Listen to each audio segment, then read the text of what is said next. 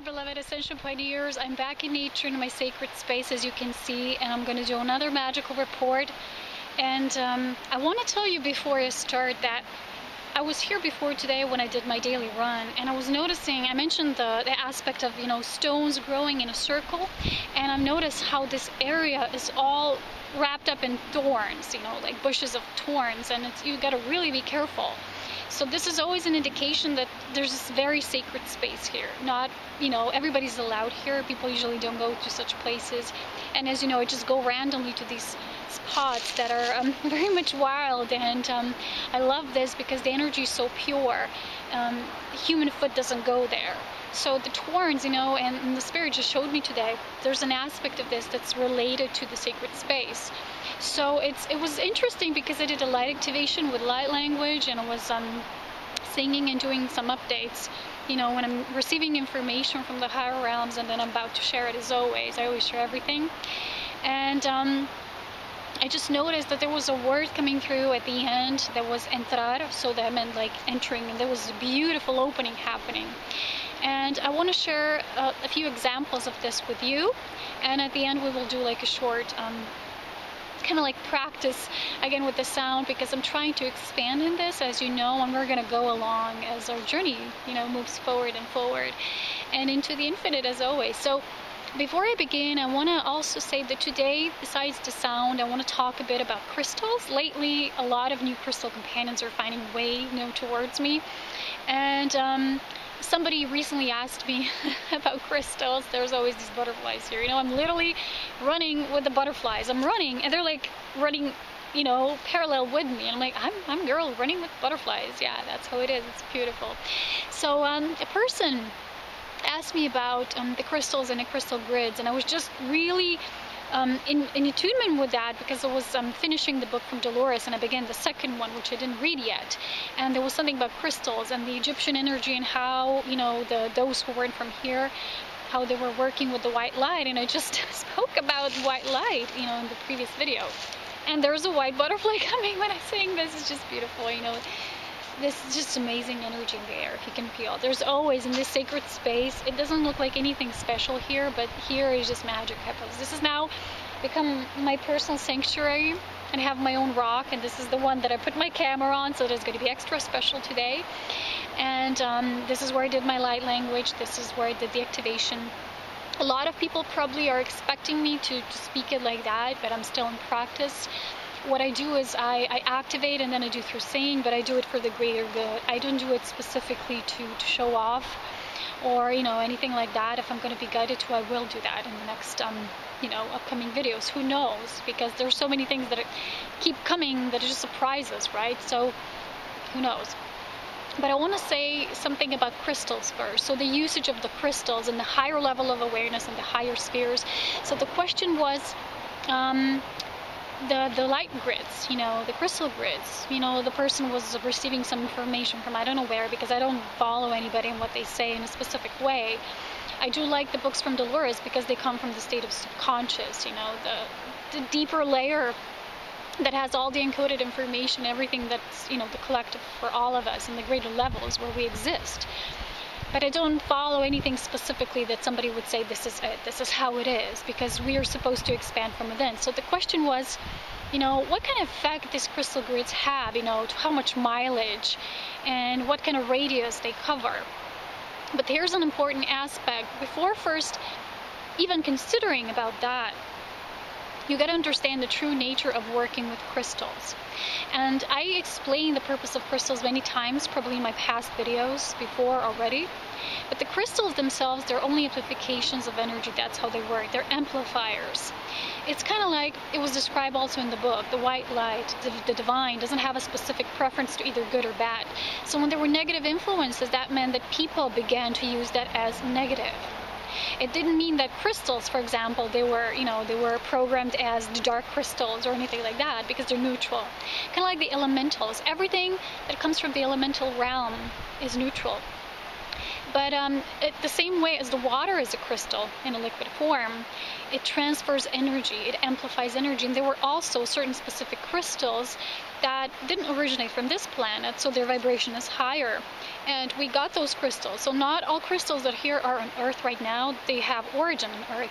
We also have meteorites, tektites, you know, one of those is moldavite. And I just ordered my piece because there was beautiful confirmation coming through. I'm like, I was totally supposed to get this. So it was really beautiful because we just know when we're called to something specific. But here's the fact that is the key to working with all elemental kingdoms or crystals or anything like that. It's the consciousness that we fuse into it, that we fuse with it, is the most important key element. So when you're asking yourself, you know, how much mileage or radius is this grid gonna cover? It's a very mental question. It's not gonna really come from the heart. It won't come from the heart of service because you're not really interested in, you know, in egoic comparisons or, you know, labels and, you know, definitions like that. Because in terms of higher awareness, everything is non-linear.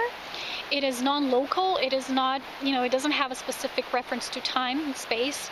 It affects everything to the heart resonance. So it's the love you put into the grid. It's the love you put, you know, for example, when I do stone art, it's the love. So a lot of people receive my art and they felt it as alive. They said it literally speaks to me, but it wasn't the stone itself or anything like that. It was the energy that I put in it, and then the elemental energy amplifies that, so they were able to tune into it more easily. So that's why I'm offering my services like through vibrational art as well, not just through my readings and what I do collectively for everybody. But the thing is that this is the first important thing to understand. When you're working with crystals or crystal grids, any sorts of mental labeling, like, you know, I'm going to do a grid, I wonder how much impact it will have. It's mental, it's analytical. It doesn't come from the higher heart of service that really is just devoted to working with the heart, the higher heart. So when you do a grid, if you're guided to do anything, it can be like the smallest piece that you have in your living room or your bedroom or whatever, in your balcony, it doesn't matter, or something you do outside, maybe not with crystals, maybe just with stones. That's how I like to do it. You don't even think about those things. You just do it because you're guided and you fuse it up with so much energy. So the higher level of consciousness you're receiving and you're able to tune into through your own perception, remember, and when it will be egoic, you will have a very limited filter to how much you can receive. And that's how you will perceive. So the purer you are, that means more open to the divine as it is, without labels, without definitions, without any mind aspects to it, the more aligned you will be with the higher frequencies, and then you will channel those frequencies. They will move right through your hands, through awareness, and you will do that through the grid work, through mandalas, through everything that you do. Everything will become sacred through you because you will just be the vehicle serving for that. I'll give you one example from the book because it describes an example that were, you know, in ancient Egypt, before it was even, you know, and corrupted and fallen and everything was more used for the negative aspect. And there were certain people that were called the cat people, and they were working with the white light. So there was a temple that existed it was pre-pyramidal temple. It existed before the pyramids and before the Sphinx. So they actually, because they worked with the white light, because it was so intense, not everybody was yet able to hold that level of vibration. So you kind of like, you get a short circuit. So people would literally die when they would come in interaction with such a high energy. Kind of like your body cannot survive on a certain other planet because it doesn't, hold the specific conditions for your, physical embodiment at that time. So this means that these people that were, they were working with that white light, and they had certain crystals there that were amplifying that for their own teachings and what they had to share with others, how they were guided through spirit. Other people couldn't directly come into contact with that. Why? Because it was literally shared that they needed some sort of conductor. So they had these jewelry sets, kind of like they later portray them with these headsets. That was all subtracted from there, from these people that were here before, that had the wisdom, that had the knowledge. Later, everything became corrupted, and it just looked like a beautiful piece of ornament. But it served a very much important higher purpose. So because they were so attuned to that, and the being who was actually saying these things in the hypnosis said that it wasn't about the crystals themselves. It was that white light, that was coming through it. So it was about the consciousness. It always is about the consciousness. But the crystals were given at that time to serve that. So crystals always have a very specific, unique purpose that, if the purpose has served its nature, it it will dissolve. So something else will be birthed. So that's why a lot of the crystals from these ancient times that were very high in awareness and the knowledge that was coming forth, a lot of these things had to dissolve. Like the master crystal skull, for example, just vaporized, into the ethereal realms because it just couldn't be here. It was not time anymore. So it was the same with this, with the crystals that came in for a specific purpose. They were kind of like this gift of source. Nobody actually knows how crystals form in the first place. They say they grow in earth, that's what happens, but you got to have a deeper understanding of this, to understand the real gift that crystals were. So in the ancient Atlantean times, when this was first really, exponentiated to that level, was they came purely from source. It's all I can say. You can't imagine and comprehend that with the human mind. But these crystals were able to amplify on a much bigger level that these crystals we now work with, can do. For example, we talk about crystal skulls, and there's people buying crystal skulls online that are just, carved crystals, and that's it. So it's always about the consciousness. I gave you this as an example to understand that whatever kind of work you're doing, the more attuned you will be to those higher level of consciousness, you can bring every crystal into life, because the crystal will just serve you, not you, but you as an extension of source, serving back to that source, if you understand what I mean. It's serving oneness. So everything like that, such as the radius, the amount of service you're going to be doing, how much it will have impact, this is all not important. It's not really substantial here to understand. When you understand crystals and how they're actually formed through the divine, you will know that they sometimes, you hear these stories that they disappear and then they come back again and things like that. They can literally dematerialize. Hello, bug. Where are you? Gosh. They can literally dematerialize, and that's what happens. So when the people didn't believe that they're doing that with the light, so they thought the gold itself was doing it. So they were doing they were ascribing all these wondrous capabilities to the gold, and they worship the gold, and that's what they were doing with all these statues, and that's how they began to worship statues and all of that. But it is so simple. It is always the light. It is always source. It is always divinity. We just make it seem like, oh, it's the crystal is doing the work. No, this pendant is going to do my work, or anything like that. It just gives us an excuse to not really understand where the true power is coming from. So like the being said, that same body that had those abilities, that always knows that, just needs to be again reactivated within this body, the current body that exists as the ancestor of all those predecessors that were keeping the line and giving us these bodies that we have right now. So kind of like unlocking that, and the light body, the body that has all that wisdom to permeate through and come through. So when we're doing this work of higher elevation, we're using higher vibrational sounds, tones, anything that will help you to raise that awareness, so that when you're working, with crystals or anything like that, you actually treat everything as just an extension of you. And it's your love that you put into it and the guidance that you receive through spirit. So sometimes you see these people who have amazing amounts of crystals, building these fancy crystal grids, and they, there's a lot of this new age beliefs, like this grid is going to do the activation of the I don't know what. It's usually the alignment for you. For most people, it's alignment for you, because when you're doing that, you're tuning to that consciousness.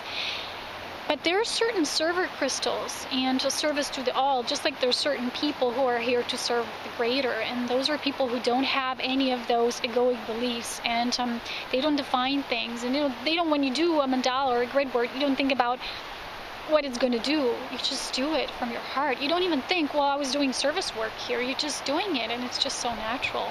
And you don't think about what kind of impact it will have, because to the divine, everything is always self-obvious, So this is something I thought it was really important to talk about, because the meaning, the higher aspect of crystals and understanding them and their purpose in the new is very important, just like all the other aspects. Because it's true, crystals are really coming into our lives, but you have to know that each crystal that comes in your life will just serve as a generator to, for example, trigger certain soul encoding for you, or certain color frequency that will help you to expand into. That's what they're serving for.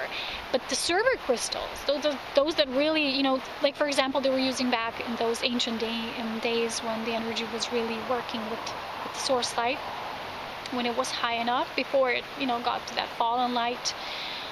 These are specific crystals that they always end up, they just know, they will know who their caretakers are supposed to be. Other than that, it really doesn't matter. You can use regular stones, you can even use branches, whatever you're guided to use, but it's your love that matters. Okay, the second aspect I want to talk about here is the sound.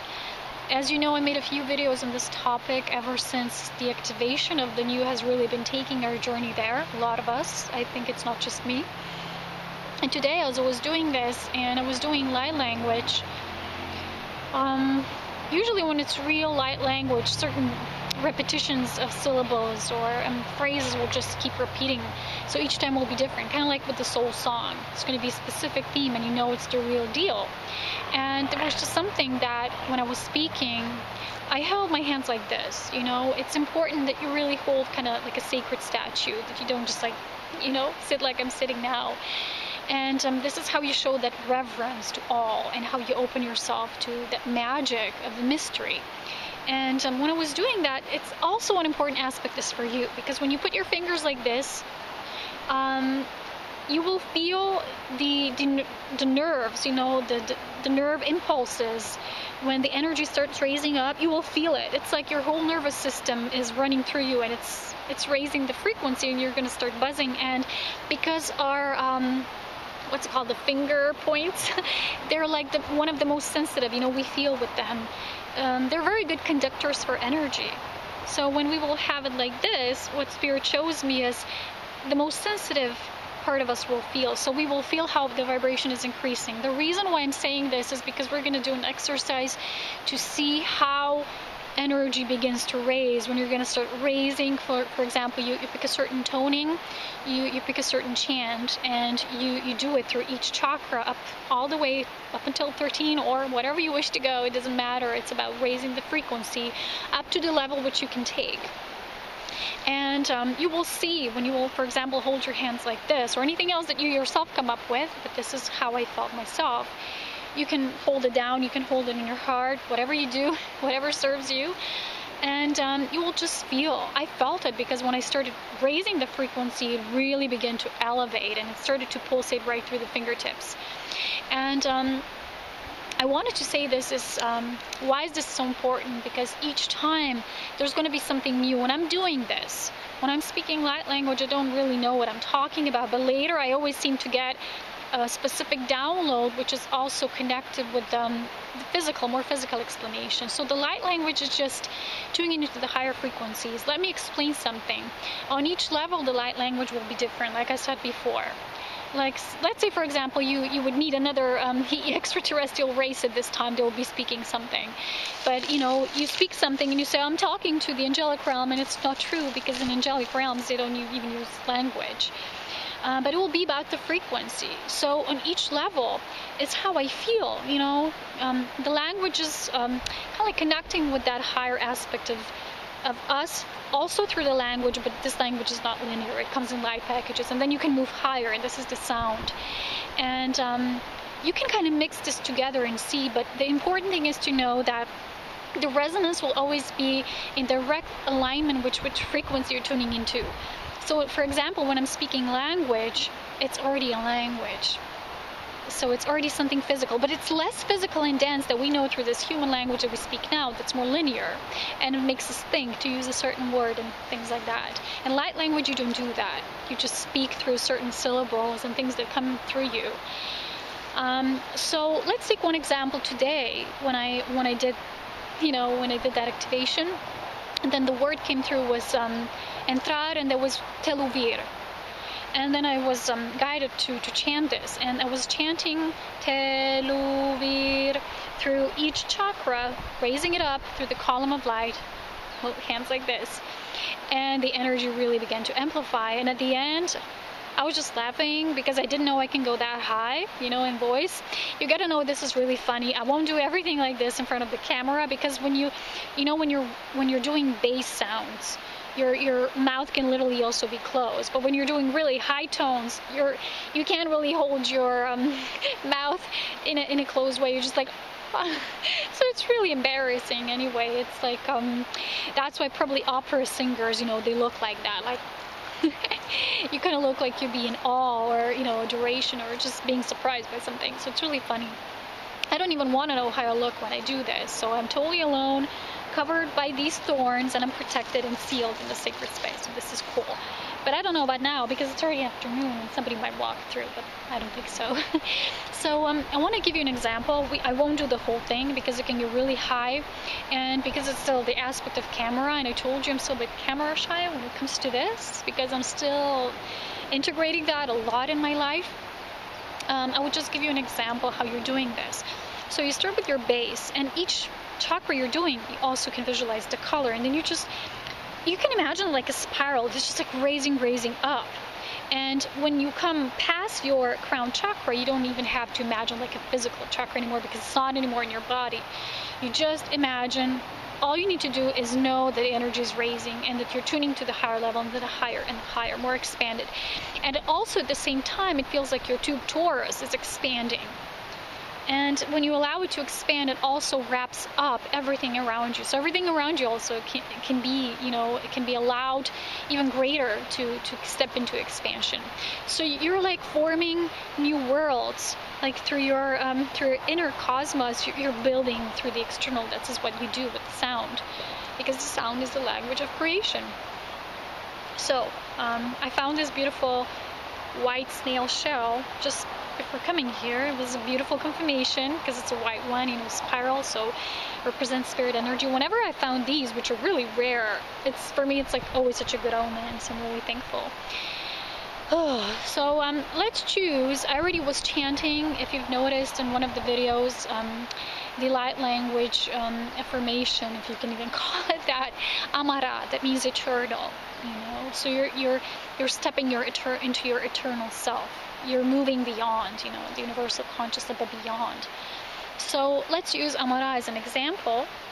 And we're going to do it with starting with the base, and then just naturally how you're guided to. It doesn't matter how much you increase, as long as you increase it a bit. It's not a mental thing. Again, you can't think how much you're going to increase. You know, am I doing it right? Am I doing it wrong? It's just a natural flow. When I was doing it here for the first time, nobody watching, it just was the most perfect, because I wasn't thinking at all. I was doing it with my mom before. I was showing her how this is done, and she was still a bit holding herself back.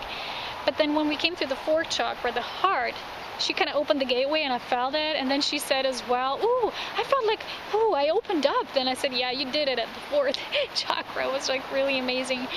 And she was just starting to follow along. So it's just sometimes, you know, don't be nervous, or don't think about, oh, am I doing it in nature, somebody watching? It doesn't really matter. Sometimes we're just protected. We're in this sealed energy, so we're doing it for the sacred purpose. It really doesn't matter, okay? So it's not like a physical thing. Okay, so let's try. I don't really hold the right position now. I don't have like a good sitting spot. But let's just start, you know. Just gonna I won't do the whole 13 ones. Like I said, I'm just gonna show you a few examples how you can raise it up. I'm gonna show you a few levels, okay? And the rest is your own inner work, which I think you will find pretty awesome, because it is. So you would start at the base, and you can start really low, as low as you can go. It depends on your vocal capabilities. Let's say I would start like, let me see.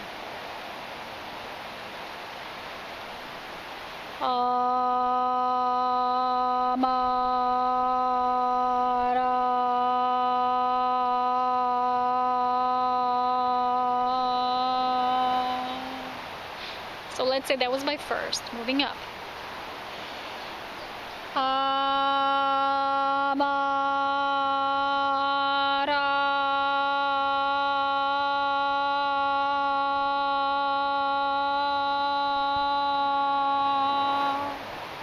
Okay, I can hold it much longer, but I'm not going to do it now in this video, okay? This is for the purpose of representation and demonstration only. It's really good. I want my voice to be clear, so I'm just coughing. Okay, let's see. We can go higher.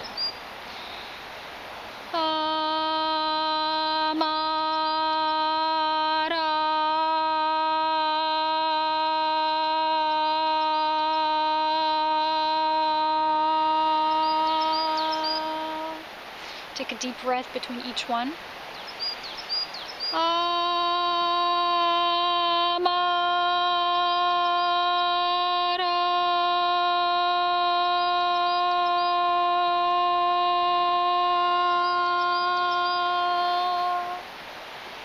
Now let's go higher.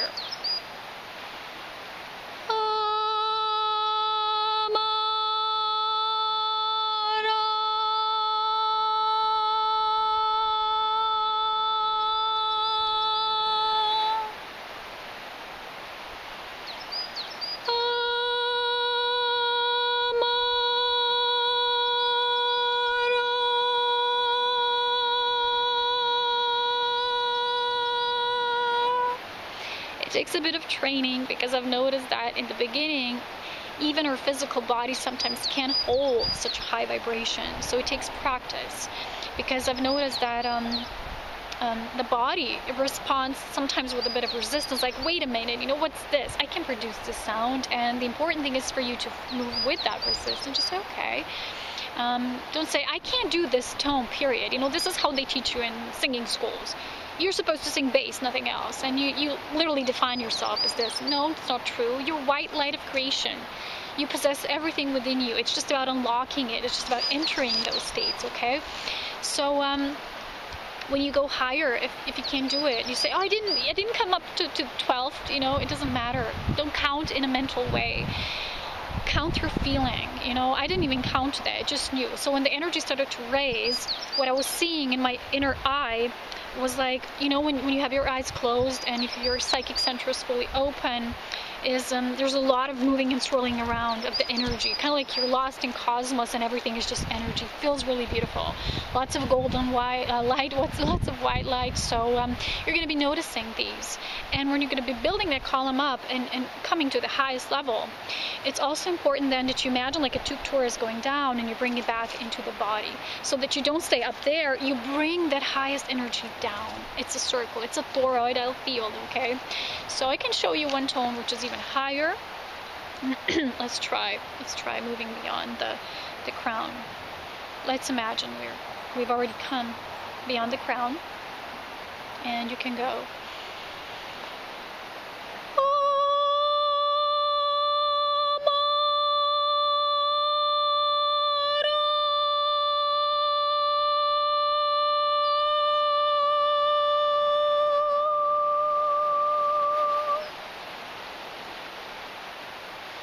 Okay, I'm not training for opera here, you know that, but I just wanted to give you a demonstration, despite of my shyness and resistance.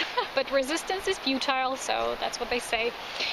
And I wanted to share this, and I also want to say to all of you, as always, I can't stop repeating this enough, that remember, psychic energy is really important. We know that we're seeing, we're discerning, but our base of discernment always comes here, our inner knowing. So there is no psychic energy without awareness. Sometimes people can be very psychic, their psychic skills are very evolved, but if they can't use them, if they don't walk in discernment in their divine integrity, if they don't know how to pass their spirit initiations, even though they see everything, but they're not yet aware how to apply it, how to walk their mastery, it's still just, you know, an aspect that it's not linked with each other. It's not yet fully whole.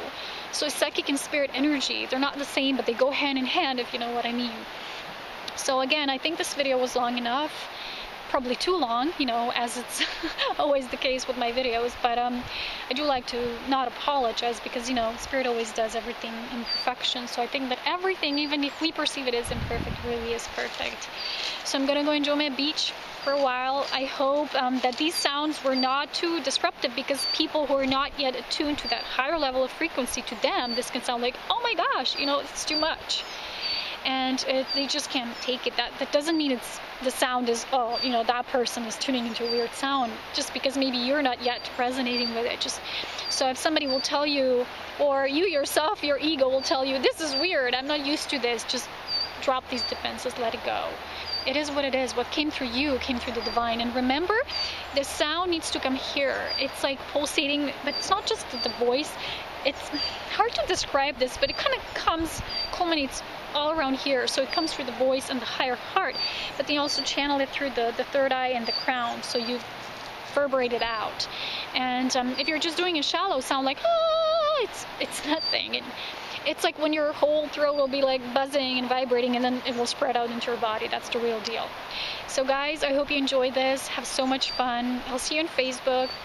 If you have any more questions, my email is always available. And thank you to the person who asked this question about crystals, because this is how I can share and expand them. So if you're guided, just ask. So thank you for being patient with me, and take care. So much love, wisdom, and power as always, and white light of oneness.